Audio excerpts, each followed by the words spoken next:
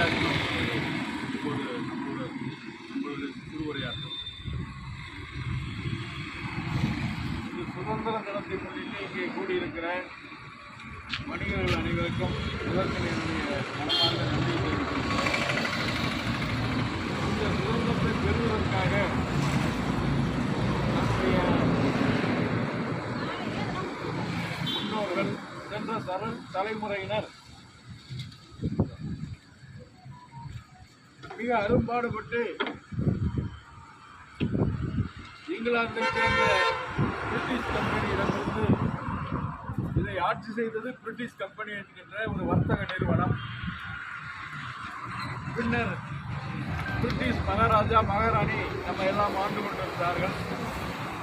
அவர்களிடமிருந்து நமக்கு விடுதலை பெற்றுத் தருவதற்காக நம்முடைய சென்ற தலைமுறையை சேர்ந்த